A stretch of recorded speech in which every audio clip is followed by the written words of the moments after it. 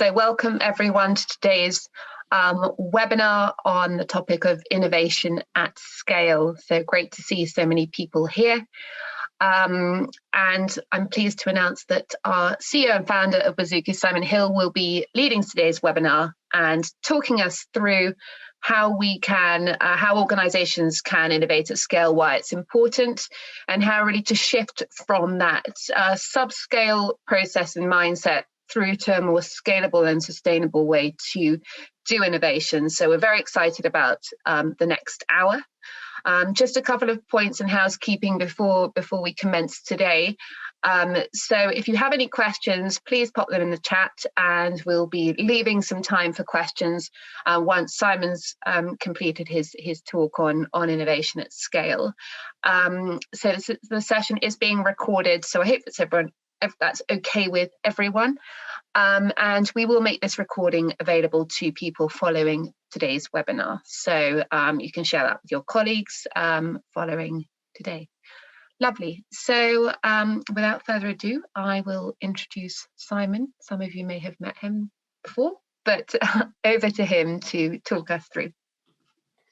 Perfect. Thank you very much, Bea, and thank you everyone for your time today. I can't see any faces, which is slightly disconcerting, but hopefully everyone's doing well.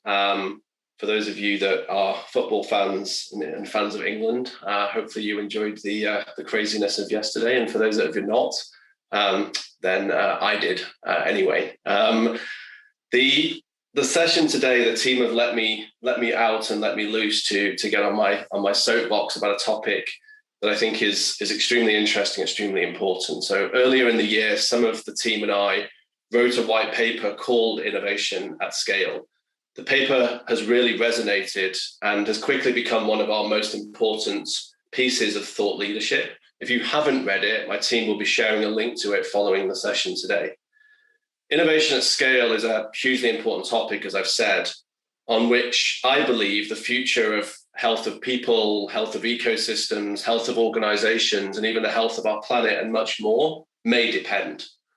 This may sound particularly grandiose, but think about the huge innovation at scale effort of the past 18 months to first identify, then understand, and then find ways to control this awful virus. We've seen the best of what can happen when we embrace collective intelligence and co-creation. But this event-driven causation, as we will see later, must be the foundation for a much bigger shift in mindset and approach. I could spend weeks on this topic. It's probably a book. And we only have about 30 or so minutes of me talking today. So I'll be focusing on what I think are the most important aspects of innovation at scale. We'll start by just looking at the definition. Let's all get on the same page about what we mean by innovation at scale. We're looking at why innovation at scale is important, the glass half full reason, and I promise not to mention anything about Blockbuster, Nokia, or any other innovate or die cliche. I want to focus on positive reinforcements of the things that we can do and be led by the best, not by the things that we all hear about when we're attending innovation conferences. I want to talk about the innovation, the building blocks for innovation at scale, and pick on some key phrases, some key terms, and some key frameworks. We'll keep this as practical as we can with real-world examples and some simple tools and takeaways to get you thinking and started on your innovation at scale journeys. A fundamental tenet of the innovation at scale philosophy is the belief in the innate creativity and problem-solving capacity of everybody. I've too often encountered business leaders who dare to utter the phrase, "We just don't have that creative people in our company." Maybe a spot of self-reflection might reveal we just don't have that creative leaders in that company. Either way, through over 2 decades of working across organizations of all shapes, sizes, sectors, geographies, and more, I can confirm that everyone has the potential to be an incredible problem solver. And we need to enable and unleash that capacity and that capability in people. If you don't believe me, those same people you might be thinking of as not that creative or not great problem solvers I believe, solve all kinds of problems outside of the office environment. As parents, family members, community members, or more, it is the organizational guardrails that are limiting them and limiting your ability to unleash innovation at scale. And the opportunity cost is significant. So what do we mean by innovation at scale? Let's all get on the same page, because there's a lot of mixed language here, and it's important you understand our perspective, as this informs everything that I'll talk about next. We break the phrase down, innovation at scale, and look, first of all, of what do I mean when I talk about innovation?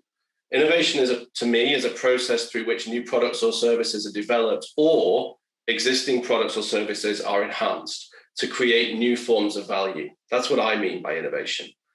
To put that in another way, we think about innovation as more than just novel ideas or the latest technology or the creation of a new product or service, and instead take a more experimental and agile approach to innovation that includes both relentless improvements and breakthrough innovation, and importantly, everything in between that creates new value.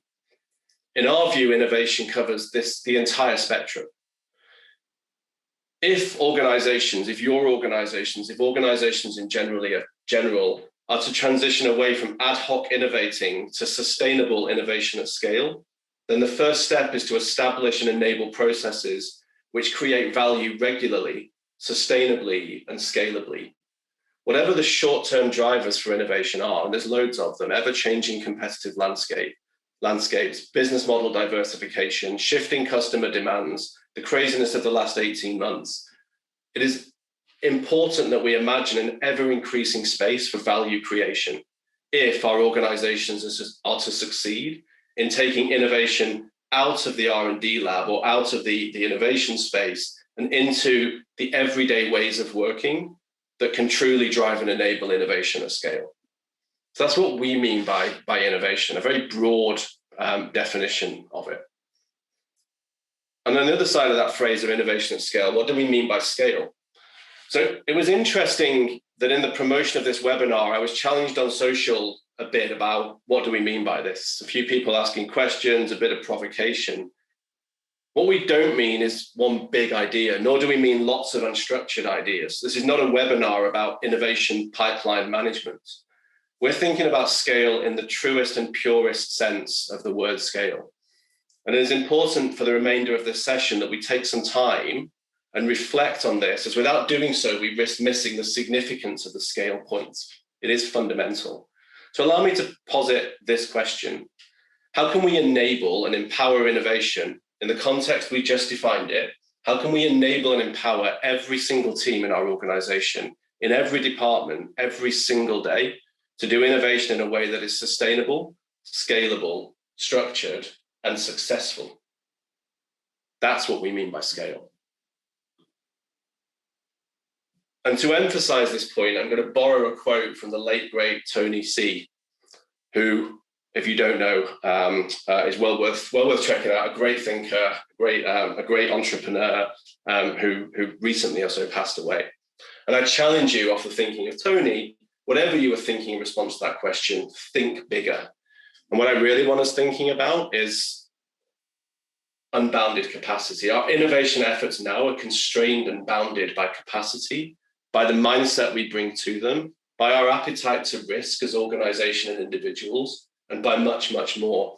Innovation at scale embraces a philosophy of unbounded capacity for innovation. This may sound idealistic and like hyperbole, but there is evidence for it. Some are achieving it, and everyone else, well, you know who you are. So let us move on and think about how we can start to move towards achieving it. So we took some time and we've defined innovation at scale, and hopefully that resonates with people, but I'm open to discussion and questions at the end. I think we know collectively why innovation is important, and I promised you none of that rhetoric in my presentation today. But it is important to recognize that the macro environment has also evolved to support your innovation at scale needs significantly in recent times, even more so in the last 18 months, I would argue. And the excuses for not doing it are running out. there has never been a better or an easier time to innovate. The global talent pool has never been larger or more highly skilled. This is a really interesting and true stat, right? 90% of all scientists that ever lived are alive today. Just one data point. The data shows us that those who dare win, especially as we come out of this pandemic. We should all take note. The time to think and act differently is now. And new models are emerging for how talent is reached and work is performed. So the environment is supportive for us thinking differently and acting differently. The need, as we have established, is apparent, and the goal is clear. So let's get a little bit more practical and give you some tools to use and frameworks to build upon to try and put a little bit more meat on this innovation at scale bone. I'd like us, first of all, to think about your innovation efforts against these two simple axes: value add and sophistication. Most innovation efforts are structured around an innovation event. Event in this context means a need, a trigger, a problem, etc. And this is great, this is fine. The specific event provides focus for the team involved and will hopefully drive a positive outcome, though we all know that success rates are not generally quite that flattering. Event-driven innovation in the context of innovation at scale, however, is relatively low sophistication and low value add. Even if the specific innovation need is of potentially high value and the outcome is successful, the itch may have been scratched, but in the context of innovation at scale, that's all we've achieved. In reality, this episodic approach to innovation, which is most likely the approach many of you are taking, is purely reactive. And where it isn't, it will rarely get beyond the lab. And that's a real shame. Or to put it another way, the traditional approach to problem solving is driving subscale innovation practices and outcomes. We have disconnected pockets of activity across our organizations that are occasionally hitting the mark, mostly not. And due to them being disconnected and not providing any of the extrinsic value that they could be driving into the wider organization, we're operating in silos. This is even more exacerbated when you consider it in the context of most innovation work is being decentralized into discrete teams with limited capacity. Capability is being ring-fenced, and we wonder why our innovation outcomes often underwhelm. Through a shift in our thinking and approach, we can significantly move the dial, empowering your organizations to innovate and looking to build the ways of working, the skills, and providing the frameworks to start unlocking innovation as an organization-wide capability. And this is a really important step, and one that we will dig into more shortly as we explore what we mean by capability and share more frameworks and tools for getting started. As you increase the capability across your organization, the collective value add increases and the overall sophistication of your innovation program also increases. One of the typical structures for innovation at this stage is to develop a center of excellence, which provides the resources, the expertise, guides, training, and more to facilitate the development of a networked, centrally enabled, but locally empowered innovation capability to build across your business. Essentially, we're now starting to build the foundations for scale. The network, powered by people, process, and platforms, is infinitely more powerful than any creative individual, much more than the sum of its parts. It is so much more powerful than anyone hoping to build a thriving organization will be at a serious disadvantage without an enabled innovation network. Think about it. Anything we do in our organizations at scale is, or at least should be, tightly woven into the core operating processes, our operating models as organizations. But innovation, as we have seen, is typically not tightly woven into the core. Quite the opposite. It stands to reason, though, that in order to drive innovation at scale, it has to be. We need to embed an innovation operating system, what we're going to call Innovation OS, and that must be aligned and integrated with the other key strands of your wider enterprise operating model. We'll do a future webinar on this topic and how we might enable this, but for today, I'll try and show some examples of what I mean and evidence that best-in-class organizations are already working in this way. And to emphasize it, I and we really believe that you can too. But that was a lot of information, so let's take a minute and pause. I've thrown a lot at you. I hope some of it at least is causing you to think, hopefully to build some questions for the Q&A that'll come along shortly. As I said at the outset, this is a big topic, but it's a journey and there are easy steps that anyone can take. And there are also, I think this is important to recognize, especially for those on the call that are thinking, we know you and you know us, there are already great things that you are doing, but the opportunity is to augment them and to start to build more scale into them. So where should you focus and what should you do? Let's start with a simple formula for you to think about. We've also put together a tool which we'll share afterwards in the follow-up that you might find useful for assessment. So our simple formula for solving your company's biggest challenge, that biggest challenge being innovation at scale, is capability plus capacity plus culture equals innovation at scale. Capability being the skills that we need. Capacity is about removing the constraints that support scale. And culture is about creating the environment for this to flourish. And these are the fundamental building blocks for innovation at scale. As with everything, the meaning behind each of these words is what really matters. So let me give you a few things to think about across each of these themes, starting with capability. One of the biggest challenges we face is balancing the needs of the business today with the needs of the business tomorrow, right? How do we get that innovation mix right as organizations? So let me use a metaphor to make a point. If anyone's read the report, I use this example towards the back of that report as well. The Roman god Janus had two sets of eyes, one pair for focusing on what lay behind and the other on what lay ahead. The modern day executive could do with these superpowers. With regards to innovation, we require executives to explore new opportunities. That's a nice phrase, exploring new opportunities, as they work to exploit existing capabilities. So that explore-exploit balance. And it's no surprise that very few companies do this well. And this is where the concept that I really like of the ambidextrous organization comes into play. We believe that ambidexterity is a core capability for unlocking innovation at scale. The ambidextrous organization is able to seamlessly balance the exploitative needs of the business today with the explorative needs of the business tomorrow through dynamic ways of working.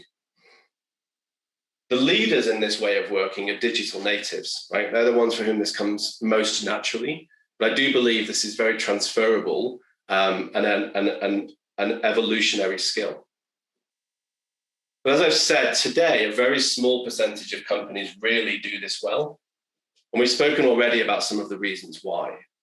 Our operating systems are set up for the present. We're typically good at things in the exploit box. We think about the explore box as something that is not connected to the core. If we are to be truly ambidextrous, however, today is our left hand and tomorrow is our right hand, and the two are intrinsically connected, and we need to operate as such. As I said earlier, digital natives seem to do this much better than others. And in fact, the world's biggest company is ambidextrous. Amazon is the world's biggest spender on R&D, but it's kind of interesting how they think about it. Take a look at Amazon's annual report. Their view of innovation is aligned with our view of innovation, in my opinion. Bezos is an advocate of ambidexterity as I read it. They talk openly about a new R&D definition, which they insist includes both routine or periodic alterations, which we call relentless improvements in our speak, and significant improvement, those breakthrough innovations, and everything in between that drives value. Part of the reason that Amazon is the world's biggest spender of R&D is that is how it classifies it. And that's far more than just a classification question. It's a mindset and a true appreciation of how scaled thinking works. And it is core to how Amazon has grown exponentially to become the world's largest company. In our Innovation at Scale white paper, we introduced the concept of the challenge-driven enterprise, which embraces the principles of agile to improve innovation outcomes. This concept of agile innovation. By taking an agile approach to innovation, we begin to think about problems in a very different way. How do we frame them? How do we break them down into their component parts and into manageable work units? How do we approach them to try and improve our innovation outcomes and resolve them quicker, cheaper, in more collaborative ways? Two recent examples from our work saw us support a global pharmaceutical company in rapidly diagnosing an issue with an in-market drug, weeks rather than years, and a significantly lower investment than traditionally would have been deployed. And a leading energy player saved over 3 years and over 40 million euros in R&D to solve a complex R&D challenge. In both cases, these innovation events were driven by a central to local approach to innovation and a structured approach to thinking about the problem that would draw in the most diverse range of voices without impacting on quality.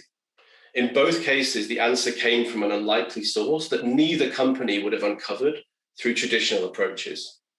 And the solution was uncovered significantly faster and for lower cost than traditional approaches as well. We're starting to see the benefits of thinking differently and of agile innovation. Collaborative open platforms radically reduced cost, reduced risk, and reduced time required to productively run your innovation experiments. Through over 2 decades of experience, we've honed and developed our agile innovation framework around a challenge-driven innovation methodology, as you can see on screen. Anyone who wants to go through this in more detail can connect with me or the team after this session. But for today, I'm just going to focus on a couple of key areas right at the front end of this diagram. Your problems and opportunities backlog. I think it's interesting that in conversations, very few companies do have a curated understanding of what your organizational wide set of innovation at scale problems and opportunities are. There is no centralized view. How can we possibly know whether we're prioritizing and doing the right things if we have no single centralized view of the entire backlog? And once you've got that, how do you sort, categorize, and prioritize? And have you begun to think about the mix and the right balance of these things? We do this a little bit better as organizations, but back to my previous point of we don't have the holistic view of everything, we only do it so well.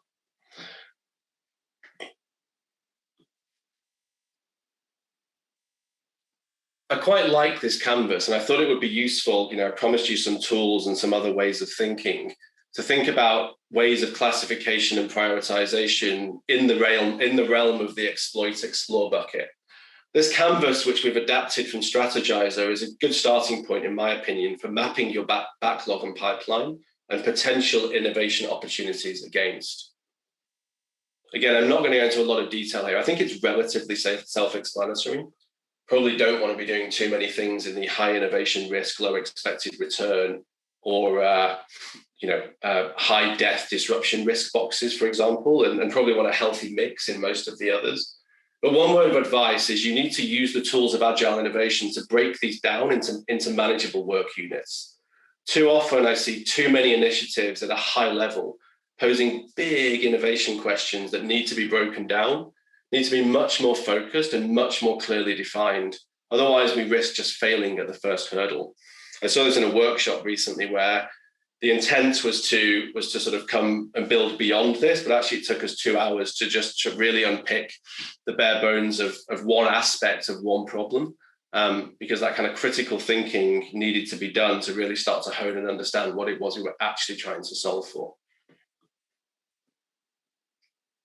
The third focus area I'd like to focus on under capability is innovation skills. I'm not going to spend a long time on this.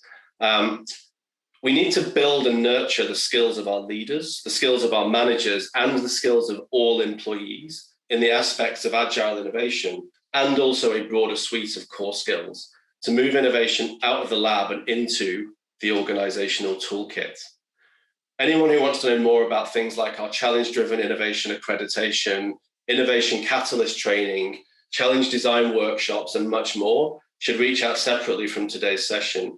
What I will say is we're doing a lot of work on how to build capability inside organizations that'll feed into our next topic of capacity. As a side note, if you're interested in the topic of coaching your boss to innovate, we'll share a link to another webinar that a good friend and renowned author, Elvin Turner, is running, that you may also find useful on this topic of coaching your boss to innovate. So look out for that following today's session. Moving to the next theme in our innovation at scale equation, capacity. So we've looked at capability, now we're looking at capacity. The key to driving scale is the creation of unbounded capacity, as I said up front in my definition of scale. We recently started working with a challenger engineering firm in the US. In speaking with their CEO at the start of the relationship, it was great to hear her speaking about the draw of our innovation at scale approach, as she saw it, provided her with the ability to act and think like her larger competitors, but in a more agile and innovative way. What distinguishes successful and great companies from the rest of the pack when it comes to innovating at scale is their ability to create well-working platforms that enable a wide set of actors to participate. How do we engage the broadest set of voices in the most structured way, aligns to the things that we're trying to achieve in an always-on capacity? And innovation comes from distributed decision-making. So you've got top-down teams that are effective at optimizing existing processes and enforcing the completion of work, but only decentralized bottom-up teams can consistently generate new ideas. And all of this is based off of many years of experience, a rich data set, and sort of external market validation as we've gone along. So thinking about this building of capacity and the concept of an innovation operating system, which I alluded to earlier, right?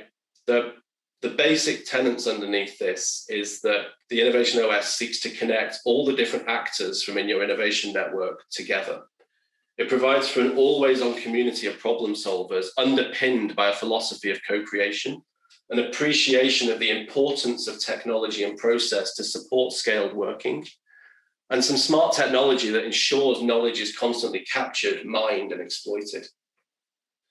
Let's just imagine for a second that you've now got a world of innovators on demand whenever you need them, and a living library of ideas and innovation that an AI-enabled technology could connect to your needs. This is your innovation operating system, sort of heartbeat of your innovation program. I know it's funny or tragic or something else, that how many far less important things have a centralized system inside global businesses. Yet very few have a centralized home for innovation. Innovation OS is your global home for innovation. It is the enabler of innovation at scale, providing the enterprise grade, first of all, tools, right? So what do we need to be able to innovate at scale? We need a great way to find and capture those problems, as I spoke about earlier, and then obviously ideas.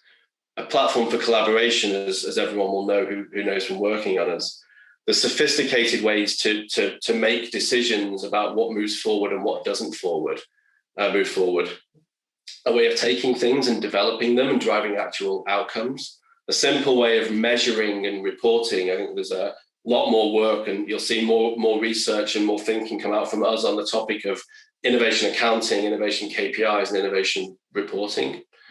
Reward and recognition, and then underpinned, as I'll keep saying, by this smart technology that's helping to make sure that we don't start from zero every time we try and solve a problem, but instead we continue to evolve and to learn. And then on top of that, an established and proven process for sorting and framing problems to increase success rates.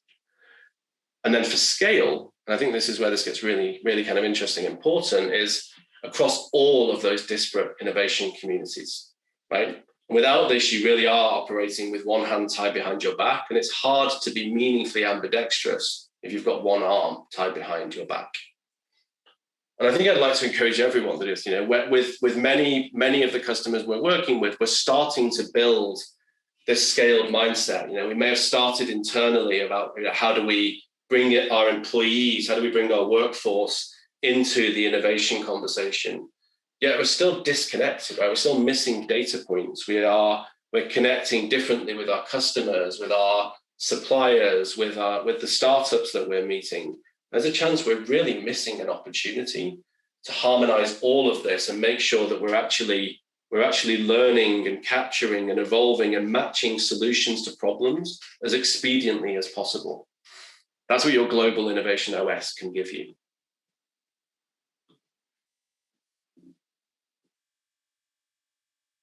So it's challenging, but if you get it right, the prize is big. And those who can enable capability and unleash capacity have the potential to accelerate NPD, new product development, create responsive, customer-driven products and service enhancements.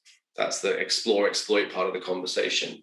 To deliver on their critical sustainability pledges, an area we are doing increasing amounts of work where innovation and sustainability come together to help drive, solutions for the future of business, for the future of people, for the future of our planet, and build a genuine and sustainable culture of innovation. But, and there's always a but, if the culture isn't right, the car won't start, right? So you can have all that great capacity, all that great capability. If the culture isn't there, the car will not start. A lot has been written on this already, and I'm not going to spend much time on it today. I believe culture is a lot about leadership, empowerment, and a shift in thinking from problems and solutions to hypotheses and experiments. I really like that idea, and it's something we should think about more as business leaders, is how can we start to encourage people back to this sort of art of digital natives and the way that people think back around agile innovation is less about problems and solutions and more about building hypotheses and looking to rapidly test those through experimentation to see whether they are helping or validating or not towards a direction. But as I said, I don't want to dig too deep into this today. Most likely we will revisit this another time. But I will share some words of wisdom from the leader of the world's most successful ambidextrous organization. Or maybe he's not the leader anymore, but close to. Back to our friend Jeff from Amazon. I'll let you read the quote quickly rather than reading what's on the screen. And as you do, I'll just talk a little bit about experimentation, which I think will become increasingly a prevalent topic around innovation and around organizational change as we go forward. As experimentation gains acceptance, data-driven top management must rethink the innovation opportunity and the risk investment strategies that go with it. I really like the phrase of innovation at scale can help you to pull risk forward and push cost backwards.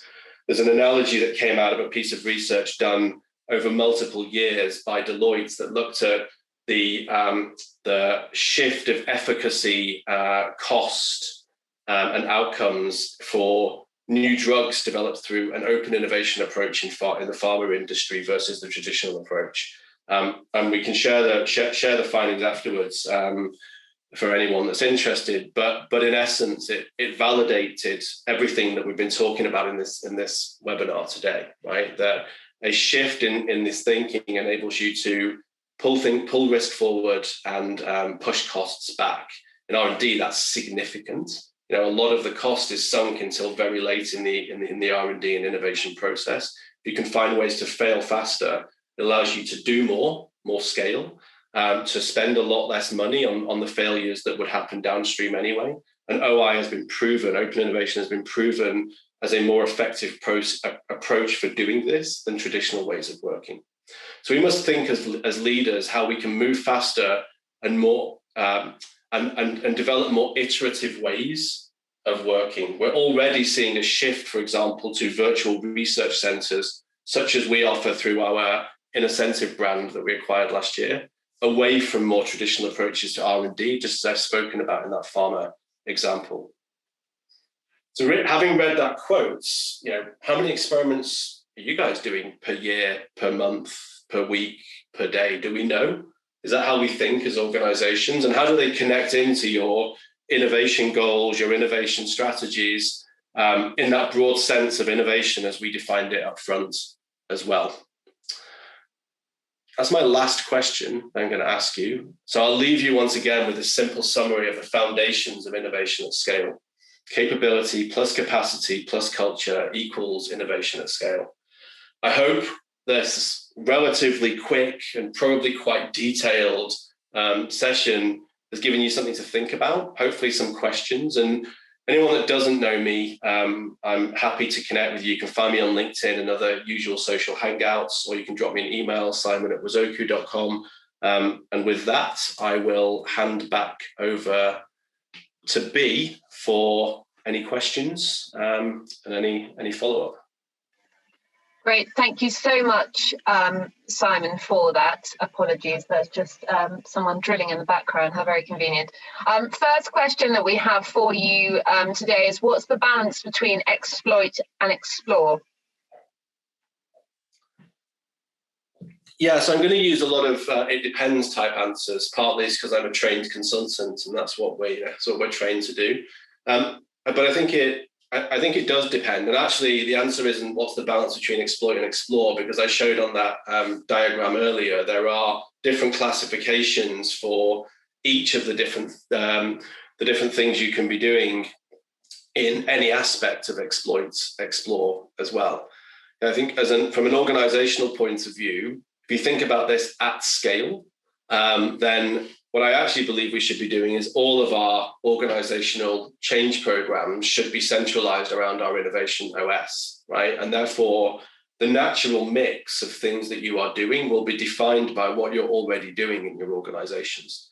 Part of the challenge is we don't know, right? We have no idea as businesses what level of activity is already happening in each of those different buckets. It's not classified as such. It's not thought of as such. By most, right? It's interesting. You go to Amazon, they'll be able to answer those questions for you like that. It's how they think, it's how they report, it's how they work. In absence of that data, it means not only do we not know it, but it means that the information isn't being shared to anybody, right? Like there's no way of gaining the advantages of open and of scale. It's just being done and delivered and moved on with. So I think the answer is it will vary dramatically, not only company to company, but at any various point in time. What we need to do is understand the landscape and to benefit from the landscape and be able to think about it, right? But if you do suddenly find that you've got way too many bets placed in the upper right-hand quadrant of those things, then probably that's another way of shifting things. Or if you've got too few, right? And that'll be dictated by strategy, by appetite to risk, and by leadership as well. Great, thanks for that. And a great question from Ram. So do we need all three to be important, or is there one of the following which is more important than the other when it comes to capability, capacity, and culture? Which one of these is critical? I think as I said earlier, right, like this thing's quite complicated, and it's not I don't even know if I want to call it a destination. I think it's a journey, right? And so it depends I laugh every time I say that now. It depends to a certain degree of, is the challenge in your organization right now one or more of those things? As I said, we've sort of built a relatively easy to access tool to give you some initial lens on this, just to understand it, that we'll share with everybody afterwards. But you've got to know from your own organization which one of those is potentially the bigger blocker for you, right? Is it skills and capability? Is it that your innovation team happens right now to be the only place that innovation happens, and that person has a something plus innovation job title, and they partly feel empowered and enabled, and they've got no money and no time? Or is it something different, right? And so, or is it culture, right? Is it leadership and everything else? And as I said, the car won't start if any one of those things is the blocker. But what you do need is a healthy balance, right? They've got to be, think about them not necessarily as an equation, but as a three-legged stool. If one of the legs is completely out of whack, the stool's going to fall, right? And I think that's the balance we've got to try and find, and then scale up, right? Like we're not trying to get there tomorrow or even this year. It is going to take time to evolve that mindset and that way of working. Fantastic. Thanks for that. Great answer. And what are the dangers really to subscale innovation that you've talked about? I mean, I think we live and breathe the dangers of subscale innovation all the time, right? Like the opportunity cost is paramount in my mind, right? So if we accept the fact that we do live in a world of subscale innovation, And I didn't invent that phrase, obviously, but I do really like it. I actually came out from a call I was on with someone recently who worked previously at a large media and telecommunications company, and basically uttered the phrase, the problem with all of our innovations, it was so damn subscale. And it sort of just resonated with me as the opposite side of the innovation at scale coin that perhaps was missing in the jigsaw puzzle I was putting together around all of this. But the problems that we have to solve for, or the hypotheses that we have to develop, experiments and solutions for, are not getting any less complicated or less voluminous, right? We're adding to them left, right, and center. We're making complex pledges around our environmental and sustainability futures, right? With no real understanding of how we're going to innovate towards achieving them. We're facing more and more disruption in our businesses, et cetera, et cetera, et cetera. And so the risk of subscale innovation is that we don't get round to doing these things in time, and we could, right? So there's just a massive opportunity cost in my mind of the opportunities there. I showed you why the macro environment is supportive, right? You can do it, and it doesn't have to cost a lot of money either. It's an augmentation of things you're already spending money on, and so the cost is massive if you don't do it, and the cost of doing it isn't that high. So that's the answer really from my perspective. Thanks very much. And you showed us a great diagram of kind of the moving towards sort of a system and event moving towards capability. So in your experience, typically how long does it take to get to that established systemic way of innovating? So I thought it was really interesting in putting the research together for this white paper, right? This was done backwards, right? I didn't start with Amazon and then come up with all the other stuff. We researched, and we put this together. I went and spoke to leading professors at some of the world's best universities. The concept of ambidexterity comes out of Harvard Business School and a couple of other US leading universities. So we put the thinking together, and then I realized only really recently that actually the world's biggest company is sort of practicing a lot of the things that we're preaching, and lots of other people aren't. How long it takes, I have absolutely no idea, right? I think what we've got to do is start. I think the problem that everyone's got, and the reason I stopped and said this is going to feel big and scary, but it's actually not, is it'll take forever if we don't start.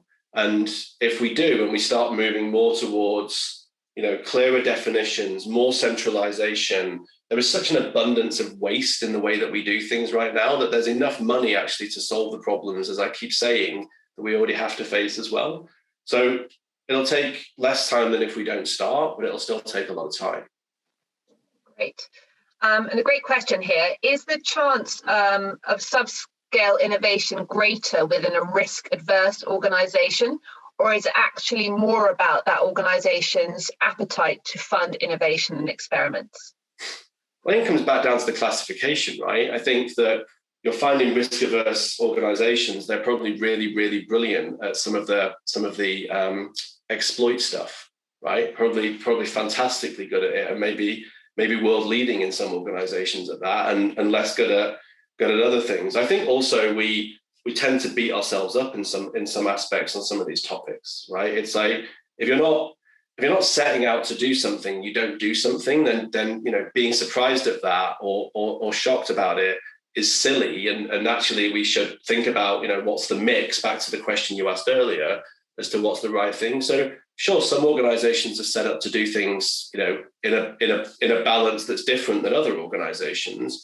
I actually really do think, though, that the concept really here is, can we do more things in parallel than we do today sequentially? Can we stop doing things that aren't going to work quicker, which allows us to do more things as well? And can we engage more people in the process throughout, so that we make better decisions and produce better outcomes for everybody? And I think that every organization, no matter what your appetite to risk is, should be looking to do this, right? As I said, it actually brings risk forward and push costs back. So if you're risk averse, it should be the beautiful panacea for you. If you're not risk averse, it's just a great way of doing business. Great. Thanks for that. Another great question from Ram. Do you start by seeing if the culture's there and then introduce the processes and platform, or the other way around? Good question. Here's what I can tell you, right? So I was having this conversation with someone recently who works for a large systems integrator type organization, and they asked pretty much that same question. And what I said was, I met a business once, they're a global financial services business who were fairly sure that their culture was just going to stymie all of this stuff. And so rather than going and trying to take that on, we seeded things in, right? We brought the platform in a relatively simplistic fashion, right? We boiled it all the way back, kept it as simple as possible. And that's the right way to get started, as I'm sure we advocate with many of our customers, right? Let's not scare the hell out of people to start with. We didn't enforce much, but we encouraged and we advocated and we created awareness and soft capability rather than hard capability, and gave people permission that they'd not had before. And what we found was that although there may have been some cultural impediments, and in this environment, the very nature of how locked down all of their systems were and what people can and cannot do in their working environment were extraordinarily restrictive guardrails. But actually, the voice and the appetite when sort of democratizing this stuff unleashed real value and has started to change the ways of working without massively changing the ways of working, right? So I don't know how to answer the question effectively other than don't be afraid to start trying to turn on all the different bits and dial up those things, because you'll learn what you don't know and you can dial some of them back down again quite easily, right? But you've got to start. You can't build a three-legged stool one leg at a time, right? You need three legs that are equally balanced, if that metaphor works, otherwise I'll give up on it. No, it's a good metaphor. Just those are the ones that have been asked, and I'll pose a couple more if that's all right, just to take us through to the end of the hour. But if what do you see as the biggest barriers to truly innovating at scale, and what are those sort of antibodies that are existing and are going to get in the way?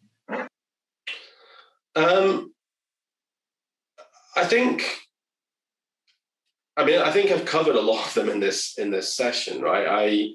I think part of it is language and an understanding of what we even mean by these different things. I said in the report, there's tens of thousands of searches a month of just what is innovation out there, and so getting clearly defined on what we mean is not just about categorization. It's about what are we building for and what are we trying to create as an organization. I think there's a lot of excuses that that don't hold a lot of water from my perspective, and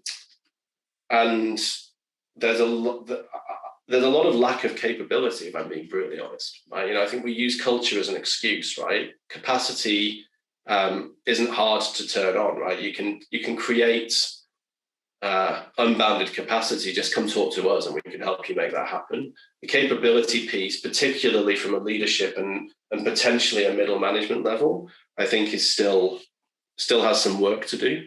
And how do we help, especially busy middle management, to balance this capability, I think is where the critically important center of excellence comes in, right? So how do we teach the skills into the business to do all the jobs that we already do today in a much more scalable and repeatable way than we do right now? This is not net new stuff. It is just improving on massive inefficiencies that exist across our organizations. So I think I worked myself through to an answer there that hopefully was useful. Yeah, I think it was. Thanks. So we've got someone who's curious about what sort of body of knowledge and patterns can innovation practitioners lean on when trying to translate this into their own context. That is a fantastic question. As I said, we did a lot of research putting together the report that we have created, looking at the data sets that we've got, right? That looks across thousands and thousands of different challenges. And for those that don't know, we bought a company last year that's just had its 20th year of existence. So you kind of got Wazoku at 8-9 years old, of a kind of growing evidence-based and experience-based, and living as that sort of digital native business.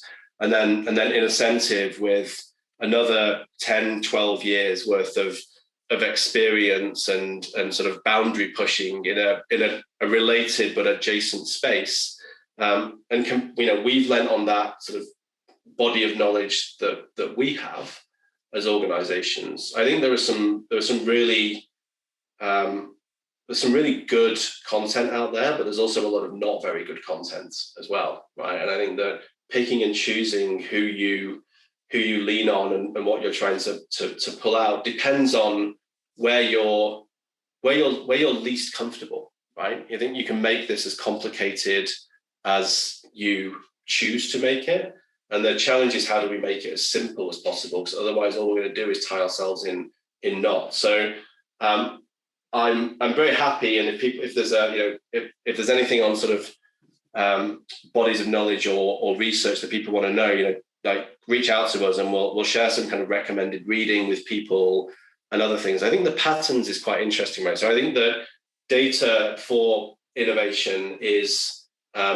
still a relatively unhoned skill, right? We use it a little bit in forecasting and sort of trend scouting and potentially in other ways. But given that we have a complete lack of centralization of knowledge, call that, right, or activity or whatever you want across the organization, the inability to pattern match, the inability to see the big picture is hugely limiting for us as organizations, right? And for me, that's where that innovation OS needs to bite and needs to come in and be powerful, right? Imagine your global sales organization without a centralized CRM, right? Or your finance department without a globally centralized system of operation. That's really where that innovation OS comes in, right? So the power is for me blindingly obvious, but also lacking in evidence, because very few, if any, have the data to be able to mine and pattern and track from. So yeah, I don't know if that answers the question or not, but that's my initial reflection. Great, thanks, Simon. And a final question. In the spirit of collective intelligence, I think it's more platform related, does Wazoku play a role in aggregating ideas from innovation challenges? Do we? Yes. Could we do it better? Yes. Should we do more? Yeah. Will we do more? Yes. I think the answer is that this comes back to data, right? And as we get out of the realm of thinking about innovation events like these kind of one-off challenges that we're trying to do, to building an embedded capability and then morphing out into a way of working and an operating system, that's where you really start to need that, right? And it's interesting because lots of these central enterprise systems don't do it either, right? Like you don't really get that from a Salesforce.com, even though it would feel intrinsically valuable around your sales and marketing things. You get a bit, but you don't really get very much. You're kind of going to do the data analysis yourself. I think personally it's lazy, but actually it's even more important and even more complicated in the realm of what's an idea, right? So for me, we need to start thinking more about classifications. We need to start thinking more about how do we mine and use data, and what would you like us to do for you as well to ideally be able to match ideas and people to problems even before we know we've got the problem to start with, right? But there's a lot of work to do to get there with that. So we're investing heavily in that, in the sort of data science component of what we offer as an organization. I think it's the right time to do it because we're starting to get more at scale thinking within the types of deployments that we're doing. Whether that's the cart leading the horse or the horse leading the cart, I don't know. But I absolutely believe that as people embrace this more and it starts to shift into more of a enterprise-wide capability, that we should be pushed to provide more of that insight and tracking for people. Absolutely. Fantastic. Great. So just a couple minutes before the end. So that's all the questions have been answered. So thanks everyone for sharing those. And this is very much the start of this conversation, and we want to continue having it with you. So Simon, thank you very much. Learned a lot as usual, and I'm sure everyone on the call did too. So thank you very much. Just some final remarks from me, if you could just. Great. So for everyone who hasn't, please download our white paper on innovation at scale, which is full of tips, tricks and information about what you need to do to really start scaling your innovation efforts today. We'll be having another webinar in a couple of weeks' time. Invites will be going out and registration next week. And we'll be joined by John Lewis, who'll be talking about their route to innovation at scale. So more from a practitioner's side, we'd love you all to come along to that. And if there's any questions, if you are a Wazoku customer that you want to start kind of exploring this more and thinking about actually how do we really begin to build capability, then please reach out to my team, the customer success team, who are more than ready to really get started on this. Thanks again, everyone. We will be sending materials in the follow-up to this, but have a lovely rest of your day, and thank you very much for joining.